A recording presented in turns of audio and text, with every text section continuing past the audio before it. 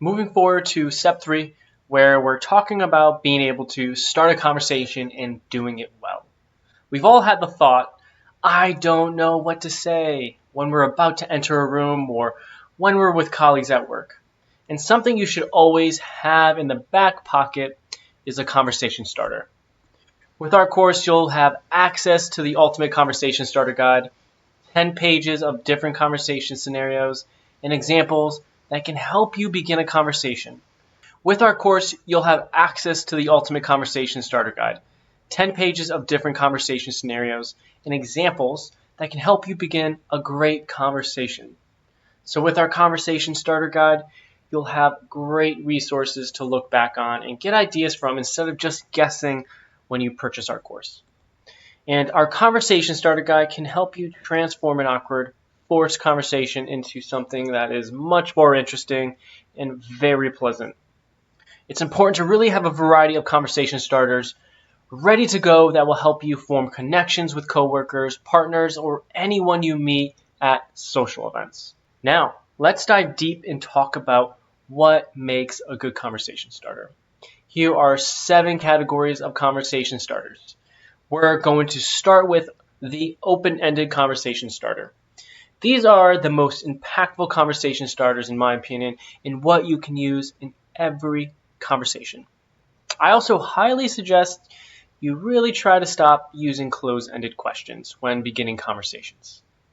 Moving on to random conversation starters, really try to break out of the regular and job-related questions to improve opening a conversation. Professional nearby conversation starters. Some topics are more appropriate for your friends and family than people you're just meeting, especially at a professional event. When using nearby conversation starters, start a conversation about something timely or specific, such as your location, an event that you're at, the impression you're getting from where you are. The next 3 categories of conversation starters are more interesting, where you'll be able to use what's around you and what you know. When you talk about the learning conversation starter category, use it when you're attending a conference or some type of learning event where you can ask other attendees about something they learned that day or something they learned recently about a specific topic. This now flows into the category of using the content conversation starter. Ask someone if they recommend any books, blogs, podcasts, or videos to watch. You might find a mutual interest that you can talk about. Really try to get someone to say, me too. This is referring to 2 people who have something in common, and you say, wow, me too, I watched that same show.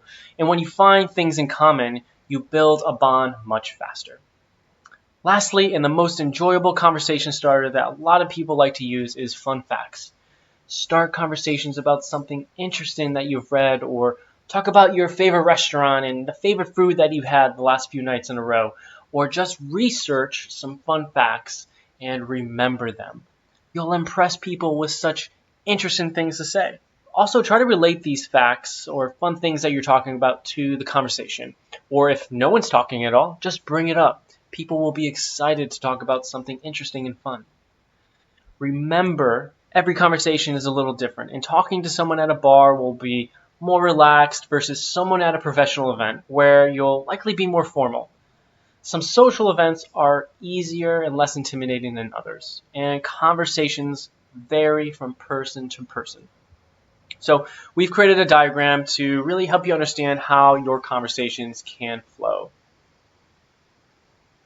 So at the bottom of this diagram, you can see there are basic and safe questions that lead to discovery questions where you can find more information and head to the deeper questions where you'll be able to be more intimate and where people will start to trust you and like you. Once you ask those deeper questions, you're kind of on a different level with the conversation and you've built a lot of trust. Really take this guide and use it.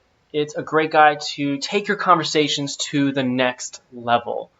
We also talk about how to build momentum during the conversation in our course, in addition to giving you 4 strategies to use when starting conversations. These 4 strategies we talk about in our course will make it much easier to start conversations.